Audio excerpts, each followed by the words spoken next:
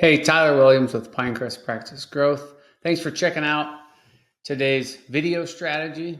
And we're talking about your non-ideal patients. This is a topic that many of us don't think about because when we get into dentistry or healthcare or private practice, we want to help everybody. We want to help as many people as we can.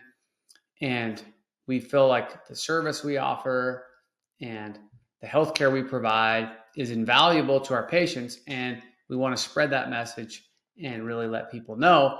And the truth of what happens is people have real lives and real challenges, and what they think about when they wake up in the morning is very different than what we think about running a practice or providing dental care or cosmetic treatment for our patients. So in this episode, we're going to run through the 5 things to identify your non-ideal patient, and then you can reverse engineer what your ideal patient is. And this is something that most practice owners and most dentists and most hygienists don't sit down and think through. And so you end up trying to be everything to everybody, which is a recipe for disaster. So the first of the 5 key things to look for when you have a non-ideal patient is that they are indecisive and they're not committed to allowing you to help them get healthier. So this is a big one because when you meet with someone and they have a million reasons why they don't want to proceed, one of 2 things happens. One is your service wasn't great, or there was a lot of confusion, typically from over-educating or making things sound too complicated. And so the amygdala part of our brain, which is the emotional override, starts going off. And now the patient says, I'm not ready to proceed. I'm not going to do that. But the other reason why is that they're a bad fit for your practice and they really aren't ready to commit. The second one is they come in for a free consultation and they avoid making a decision, or they delay or say, I'm going to call you, right? The only opinion that really matters in your practice is not your opinion. It's not the opinion of your office manager or your hygienist. It's not the opinion of your dental assistants. It's the opinion of the person who's swiping their credit card or scratching out a check or making a payment to your practice. That's really the only opinion that matters. And so when you get too much into insurance and third-party payments, that becomes difficult and makes things very cloudy because you don't really know if the patient's committed because of this middleman who often slows things down. So that's the only opinion, is who's going to pay for it. So, if they come in for a free consultation and that's all they want to do, no decision, I'm going to call you later, let me talk to my wife, you have now missed the boat and they're probably never going to proceed. We have a formula that we've used to increase our case acceptance, and we differentiate between a soft case acceptance and a firm case acceptance. Soft would be maybe they're floating around the idea of implants, but really they're not ready today. They just want to get their teeth cleaned and their cracked tooth fixed.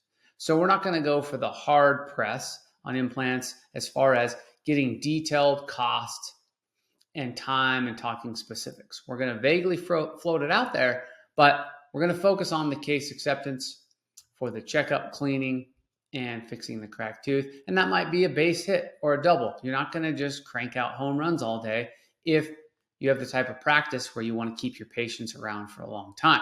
Now, if you're a one-off practice or maybe a specialty practice where you just do a certain procedure, it's a little more important to be really assertive with getting the patient committed to that larger plan because it's all or none. But when you have a general dental practice, the advantage is you can take your patients up different rungs of the ladder over a period of time and build trust.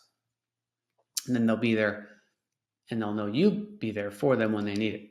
The third one is that they're going to compare your prices and fees against other practices and, in truth, compare it to other alternatives, right? So it's not just how much is a crown at your office versus a crown in another office. It's how much is a crown at your office and how much is the trip coming up, and how much is my car payment, and how much pay am I losing between when I start my new job and today. That's truthfully your bigger competition, right? Because there's so many factors going into getting dental treatment, such as a tooth fixed or bonded, that really price shopping doesn't truthfully happen as much as we think it does, the way it does. But if your patients are talking that way, you probably have a non-ideal patient.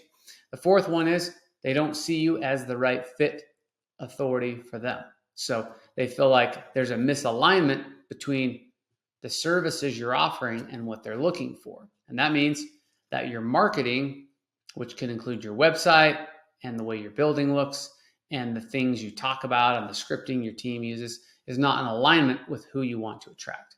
And then the fifth one is they only want to do what insurance covers. This is what we call passing the buck, which is we're having a discussion between you and me of what needs to be done, but I don't want to make a decision until I know what this third party says.